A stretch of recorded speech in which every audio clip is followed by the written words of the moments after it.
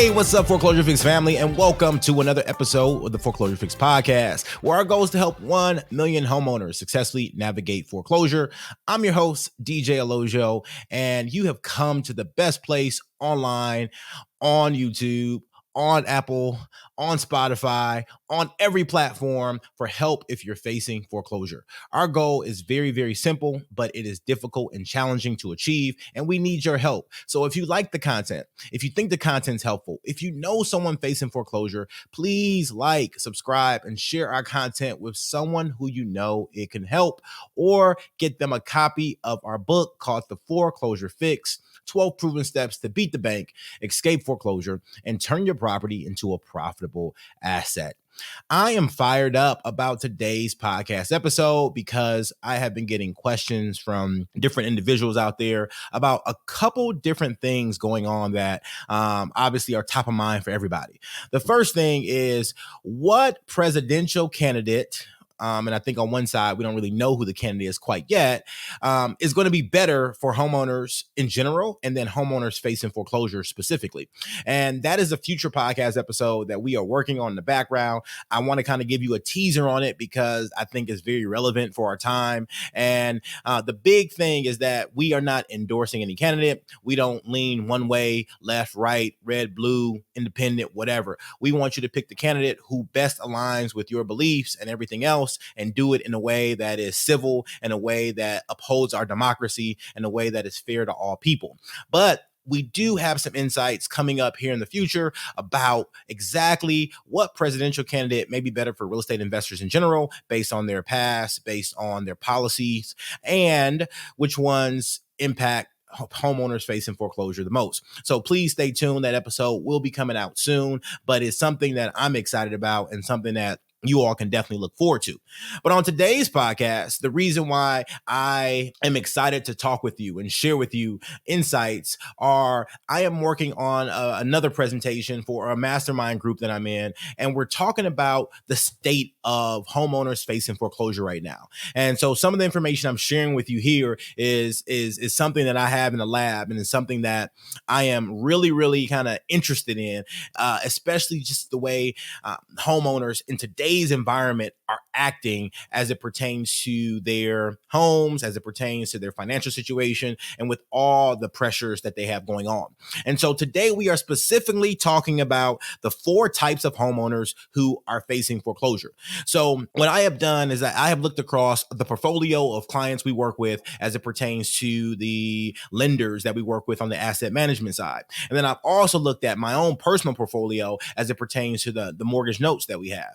And then what I also did is got a cross section of my colleagues who have hedge funds that are anywhere in the range of $10 million all the way up to like $100 million, just to kind of get the cross section of what they're seeing and what they have going on in the marketplace right now for their non-performing loans. And so I'm not talking about performing home buyers. I'm not talking about the person who pays their mortgage on time every month. I'm talking about those people who see the financial pressures mounting, and what are they doing, and what does that look like, and what's going on in today's marketplace as it pertains to the folks who may be facing foreclosure.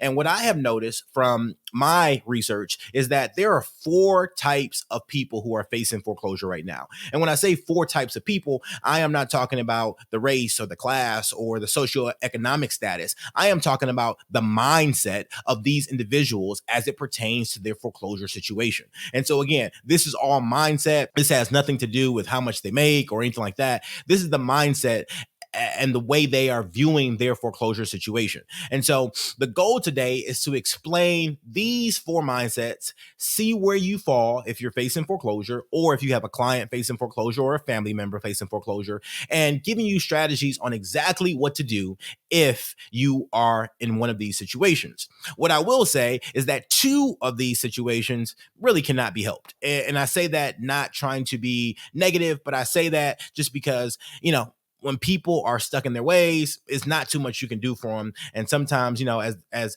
my wife likes to say, I can show you better than I can tell you, right? And so as a result, you need to make sure that if you are working with someone as a realtor, if you're working with someone as an investor, if you're working with someone as an attorney, and they are one of these people who you really can't help, be careful how much time you spend with them because they can become a time waster. And so with that, let me talk about the first type of person who is facing foreclosure. And that is the person who ignores it.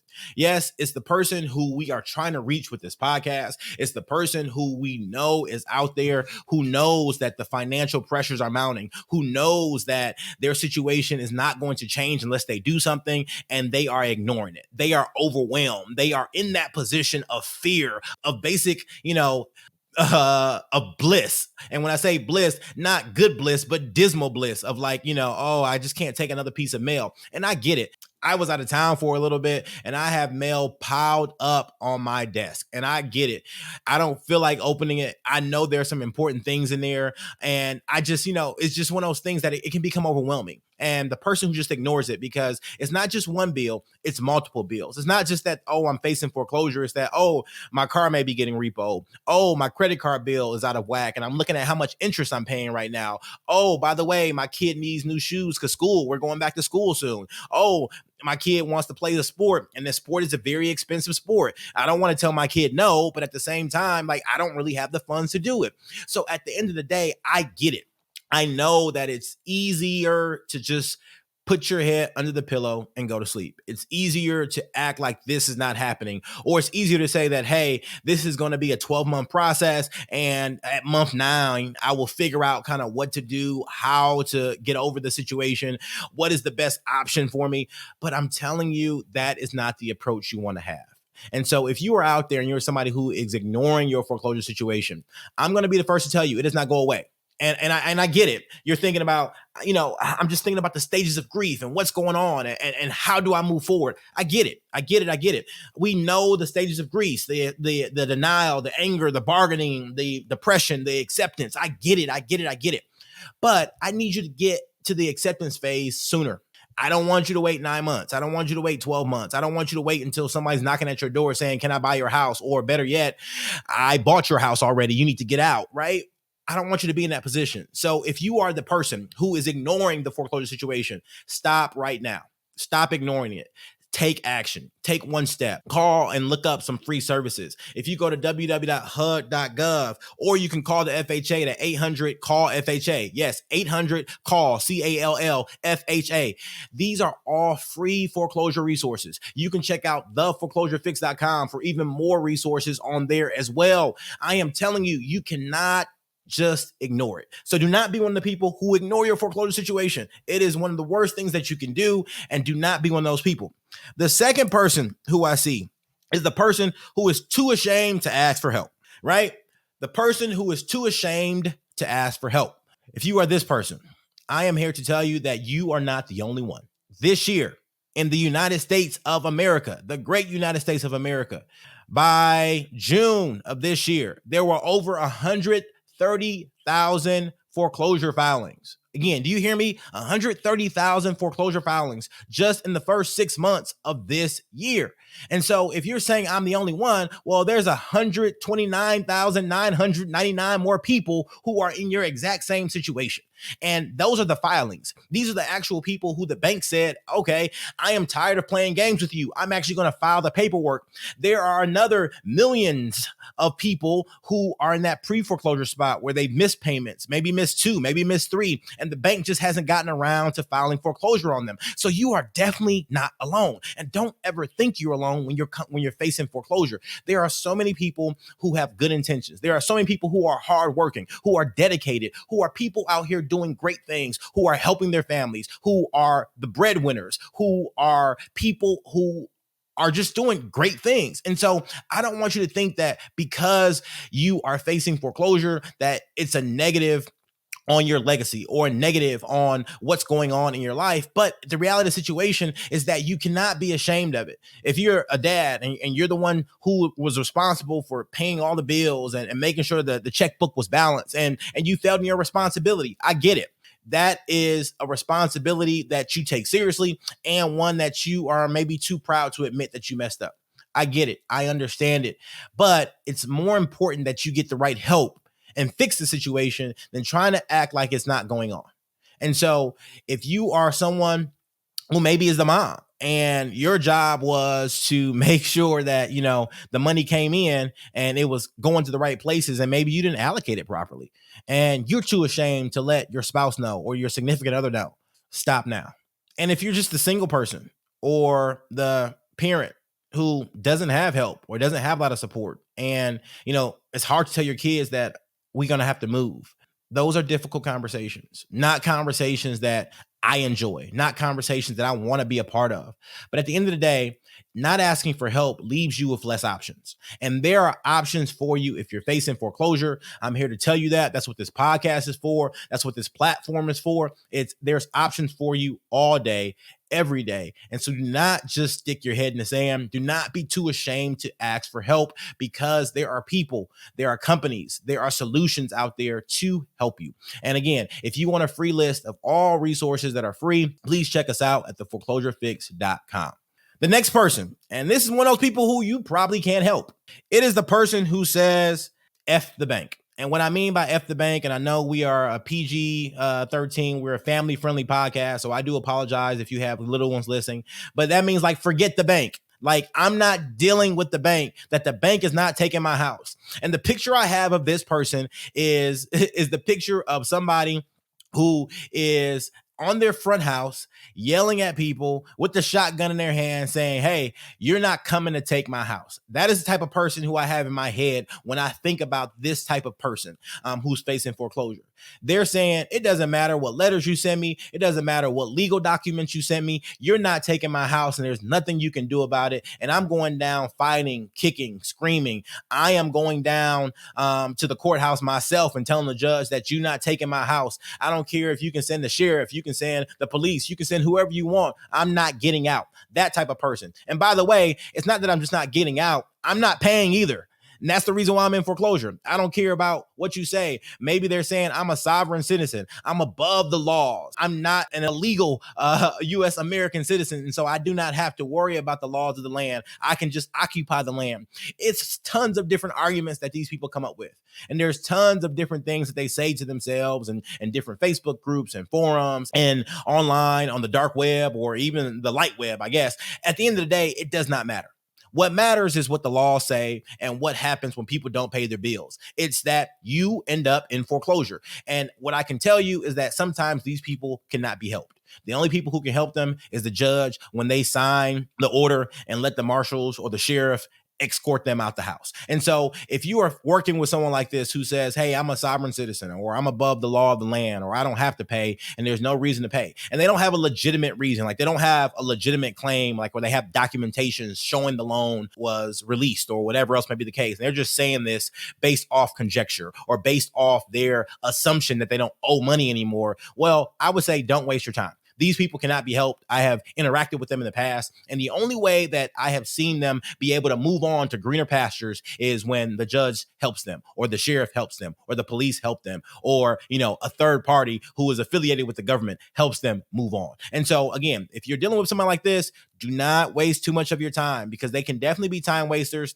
They can get into arguments with you about why they are no longer citizens, although when they sign their mortgage documents, they believed in the laws of the land, but now they've had some great epiphany because they owe the money that they signed the mortgage and note to, that they no longer own it. Again, don't waste your time with them. At the end of the day, these people will find out the hard way. The last group of people is the person who wants to fix it. And I say this is not a person who you can help.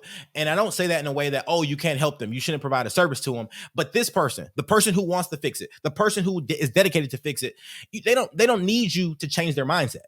They may need help with the execution of the process. Okay, do I file bankruptcy? How do I do a modification? What's going on? But that person has made up in their mind that they're going to fix the situation. They're going to be proactive. They're going to reach out. They're going to do all the things that you know you need to do when you're facing something difficult, and they're going to get up every day and do the hard work. And so that person, you don't need to help with their mindset. You need to help them with the execution of how to achieve what they are trying to achieve.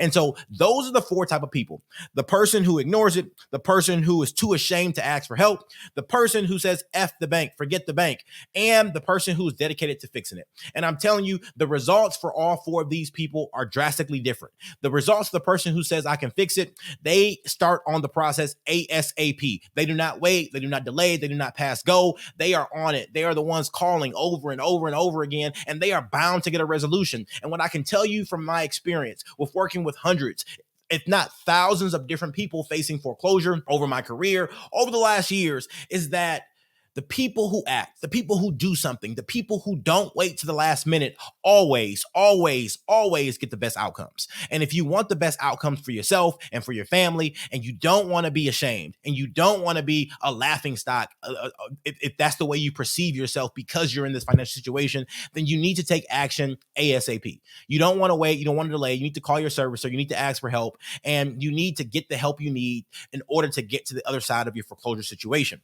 The last thing I'll say, and it's very, very important, is that right now, credit card debt is at an all-time high. I was with a group of content creators just yesterday, and I learned something new, is that in addition to skyrocketing credit card debt and, you know, the increase of bankruptcies, as I've talked about on this podcast before, is that one of the things that's not included in that whole kind of credit card debt piece are the like buy here, pay here companies. I'm thinking like Karma, Klarna, all those different companies that you can use when you buy stuff online.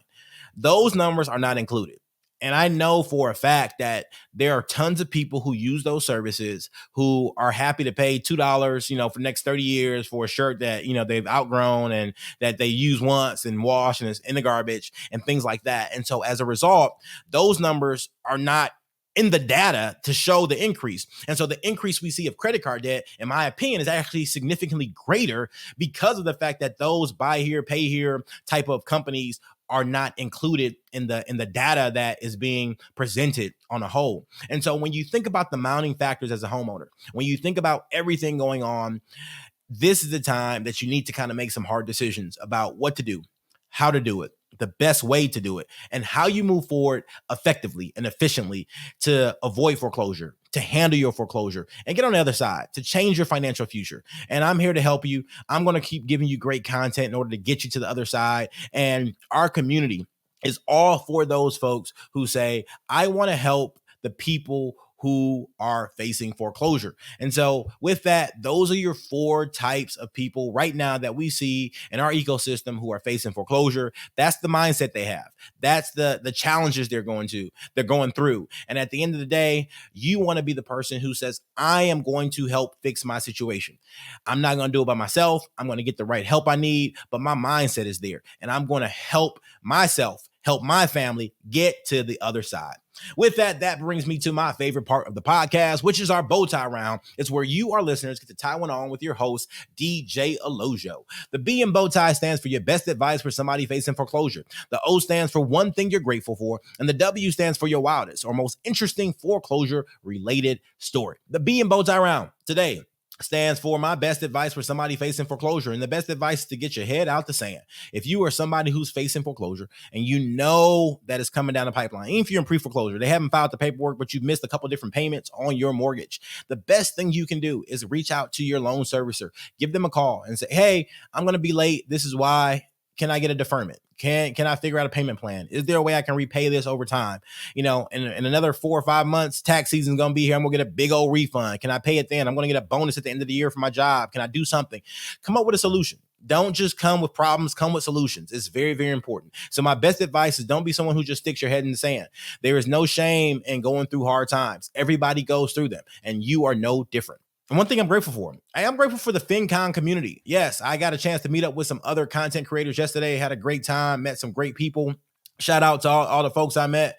And at the end of the day, just being in a community of different content creators who are all committed to helping folks with their finances in some way, shape, or form, whether it's student loans, whether it's foreclosure, whether it's, just financial awareness. Is it better stock investing, better stock picking, whatever else may be the case? That community is really phenomenal. There are people doing some amazing things in the Fincon community, creating some phenomenal content and helping a lot of folks, which is just what the world needs more of, is people helping people. All right. And my wildest or most interesting foreclosure related story comes from a situation that I recently got involved in. And this situation is a straightforward situation, but it's really interesting because you need to be very, very mindful of the documents you receive and what you're doing when you're facing foreclosure. I recently met with a family, and this family had a deceased mother.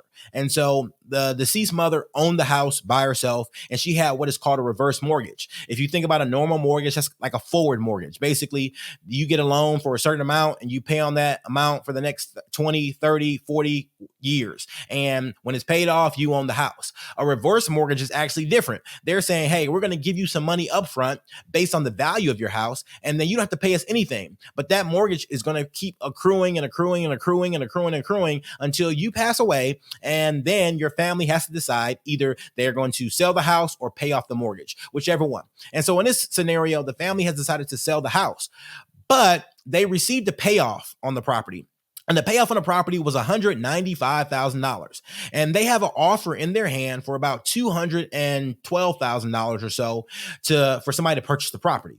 And they were saying, great, we got a payoff. Let's just sell the house and we're good to go.